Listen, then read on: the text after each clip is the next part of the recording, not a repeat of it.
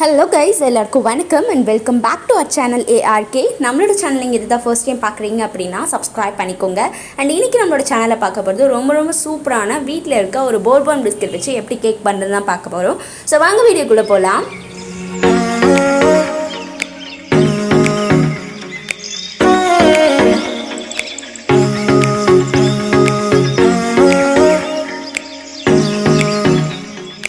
So நான் இன்றைக்கி இந்த டார்க் பிளாக் போர்பன் பிஸ்கெட் தான் எடுத்திருக்கேன். இது வந்து பெரிய பேக்கெட், நார்மலான எல்லா ஷாப்ஸ்லையுமே வந்துட்டு கிடைக்கும். ஸோ இந்த பிஸ்கெட்ஸை ஃபஸ்ட் நான் ஒரு பவுலுக்கு வந்துட்டு ட்ரான்ஸ்ஃபர் பண்ணிக்கிறேன். பார்த்திங்கனாலே உங்களுக்கு தெரியும், இந்த டார்க் கலர் பிஸ்கெட்ஸ் நான் எடுத்திருக்கேன். இதே லைட் கலர் போர்பனில் பண்ணுறதா இருந்தாலும் தாராளமாக நீங்கள் வந்து பண்ணலாம். ஸோ ஃபஸ்ட்டு நான் என்ன பண்ணுறேன்னா, அந்த போர்பான் பிஸ்கெட்ஸை வந்துட்டு ஒரு மிக்ஸி ஜாரில் நான் இந்த மாதிரி 2 பீசஸாக உடச்சி நான் வந்து சேர்த்துக்கிறேன். இப்போ நம்ம இதை வந்து ஒரு பவுடராக வந்துட்டு அரைச்சி எடுக்க போகிறோம். ஸோ அதுக்காக நான் இந்த மாதிரி பீசஸ் பண்ணி நான் வந்து சேர்த்துக்கிறேன். அது கூடவே 2 டேபிள் ஸ்பூன் அளவுக்கு சர்க்கரை வந்து சேர்த்துக்கோங்க. ஆல்ரெடி அந்த க்ரீம்லேயே வந்து பார்த்திங்கன்னா நல்ல சுகர்ஸ் எல்லாமே இருக்கும். ஸோ அதனால ஜஸ்ட் ஒரு 2 டேபிள் ஸ்பூன் அளவுக்கு நீங்கள் சர்க்கரை வந்து சேர்த்திங்கன்னா மட்டுமே போதும். ஸோ இப்போ இந்த மிக்ஸி ஜாரில் நான் வந்து போட்டு நல்ல நைஸ் பவுடராக நான் வந்துட்டு அரைச்சி எடுத்துக்கிறேன். இப்போ நம்மளை அரைச்சி எடுத்த பவுடர் வந்து ரெடி ஆகிடுச்சு. இப்போ நம்ம இதை அப்படியே கம்ப்ளீட்டாக ஒரு பவுலுக்கு வந்து ட்ரான்ஸ்ஃபர் பண்ணிக்கலாம். ஸோ பாருங்கள், என்டையர் மிக்ஸ்டரையும் நான் வந்துட்டு ஒரு பவுலுக்கு இப்போ ட்ரான்ஸ்ஃபர் பண்ணிக்கிறேன். பவுலில் ட்ரான்ஸ்ஃபர் பண்ணதுக்கப்புறமா நல்ல ஒரு விஸ்க் வச்சு இந்த மாதிரி கட்டி இல்லாமல் எல்லாத்தையும் நீங்கள் வந்து உடச்சி விட்டுக்கோங்க. ஸோ தட் நம்ம பேட்டர் வந்து மிக்ஸ் பண்ணும்போது ரொம்ப சாஃப்ட் அண்ட் சில்கியாக கிடைக்கணும். ஸோ அதனால் வந்துட்டு இந்த மாதிரி ஒரு தடவை லம்ஸ் ஃப்ரீயாக நம்ம வந்துட்டு பண்ணி விட்டுட்டோம்னா அதுக்கப்புறமா நம்ம வந்துட்டு சேர்க்க வேண்டியது சேர்த்துக்கலாம். அதுக்கப்புறம் ஒரு 1/2 டேபிள் ஸ்பூன் போல் வந்துட்டு பேக்கிங் சோடா வந்து சேர்த்துருக்கேன். அதுக்கப்புறம் 1 டேபிள் ஸ்பூன் போல் பேக்கிங் பவுடர் வந்து சேர்த்துருக்கேன். ஸோ இது ரெண்டுத்தையும் வந்து ஒரு தடவை நல்லா ட்ரை மிக்ஸ்லேயே நம்ம வந்து விஸ்க் வச்சு நல்லா வந்து மிக்ஸ் பண்ணி விட்டுக்கலாம். ஸோ பாருங்கள், நான் இந்த மாதிரி மிக்ஸ் பண்ணிகிட்ருக்கேன்னு சொல்லிட்டு கட்டி இல்லாமல் நல்லா நம்ம வந்து இந்த மாதிரி மாவு வந்து நல்லா வந்து மிக்ஸ் பண்ணி விடணும். விஸ்க் இல்லாட்டி நீங்கள் ஸ்பூனில் கூட தாராளமாக பண்ணலாம். ஸோ அதுக்கப்புறமா அரை கப்பில் பால் எடுத்திருக்கேன்.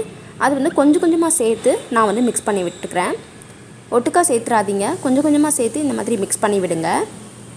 எந்த அளவுக்கு கட்டி இல்லாமல் கலந்து விட முடியுமோ அந்த அளவுக்கு நீங்கள் வந்து கட்டி இல்லாமல் கலந்து விட்டுக்கோங்க.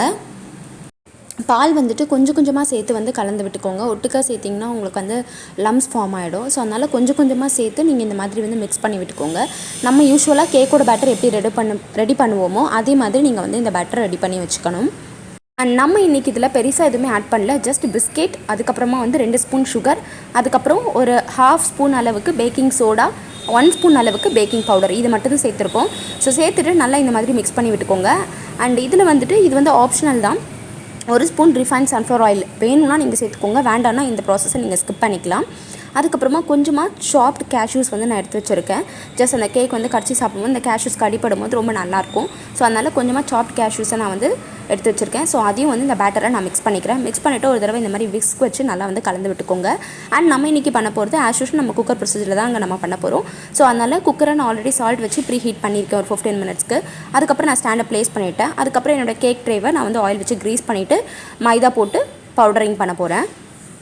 அண்ட் அந்த ஒரு பேக்கெட்டில் வந்து பார்த்திங்கன்னா ஒரு 12 பிஸ்கெட்ஸ் இருக்கும். ஸோ அதனால் 12 பிஸ்கெட்ஸ்க்கு கொஞ்சமான பேட்டர் தான் நமக்கு கிடைக்கும்.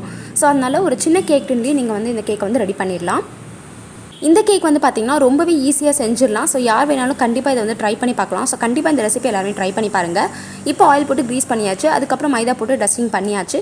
பண்ணதுக்கப்புறம் நம்ம ரெடி பண்ணி வச்ச பேட்டரை நான் கம்ப்ளீட்டாக இதில் வந்துட்டு சேர்த்துடுறேங்க. எல்லா பேட்டரியும் ஒட்டுக்கா நீங்கள் இந்த டின்னில் வந்து சேர்த்துக்கோங்க. சேர்த்ததுக்கப்புறமா நம்ம ஆஸ் யூஷுவல் நம்ம பேக்கிங் ப்ரொசீஜர் வந்து ஸ்டார்ட் பண்ணிடலாம். ஸோ ஆஸ் யூஷுவல் நான் குக்கர் ஆல்ரெடி ப்ரீ ஹீட் பண்ணியிருக்கேன். ஸோ இது வந்து 1 டைம் வந்து நான் டேப் பண்ணிவிட்டு ஏர் பபிள்ஸ் இல்லாத அளவுக்கு நல்லா டேப் பண்ணிவிட்டு அதுக்கப்புறம் நம்ம ப்ரீ ஹீட் பண்ண குக்கரில் நம்ம இந்த கேக் ட்ரேவை எடுத்து ப்ளேஸ் பண்ணிடலாம்.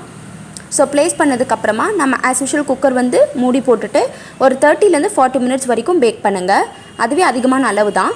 ஸோ ஒரு 30 மினிட்ஸ்க்கு அப்புறமா நான் வந்து எடுத்து பார்க்குறேன். கேக் வந்து நல்லா சில் பண்ணிவிட்டு அதுக்கப்புறமா நான் வந்து ட்ரேக்கு வந்து ட்ரான்ஸ்ஃபர் பண்ணுறேன்.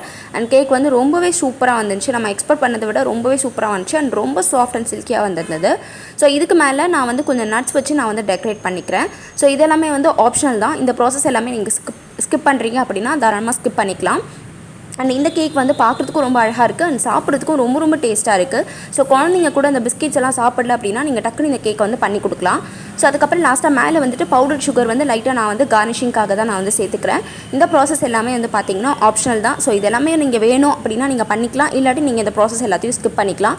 ஸோ கண்டிப்பாக எல்லாருமே இந்த ரெசிபி வந்து ட்ரை பண்ணி பாருங்கள். ஜஸ்ட் ஒரு போர்பன் பிஸ்கெட் வச்சு ரொம்ப ரொம்ப சிம்பிளாக அண்ட் டெலிஷியஸான கேக் வந்து நம்ம பண்ணியிருக்கோம். இது வந்து பார்க்குறதுக்கும் ரொம்ப சூப்பராக இருக்குது. ஆஸ் யூஷுவல் அதே மாதிரி சாப்பிட்றதுக்கும் ரொம்ப ரொம்ப டேஸ்ட்டாக இருக்குது. அண்ட் பிஸ்கெட்டில் பண்ண மாதிரியே இல்லை, நிஜமாவே ஒரு கேக் பேட்டர் நம்ம பண்ண மாதிரி தான் ஒரு ஃபீல் இருக்குது. ஸோ கண்டிப்பாக இந்த ரெசிபியை வந்து எல்லாருமே ட்ரை பண்ணி பாருங்கள். அண்ட் இந்த ரெசிபி உங்களுக்கு பிடிச்சிருந்தா இந்த வீடியோவை லைக் பண்ணுங்கள் அண்ட் உங்களோட ஃப்ரெண்ட்ஸ்க்கும் இந்த வீடியோவை ஷேர் பண்ணுங்கள். அண்ட் மறக்காமல் நம்மளுடைய சேனலை நீங்கள் இது வரைக்கும் சப்ஸ்கிரைப் பண்ணாமல் பார்த்துட்ருக்கீங்கன்னா do subscribe to our channel and do keep supporting to our channel. Thank you. Bye bye.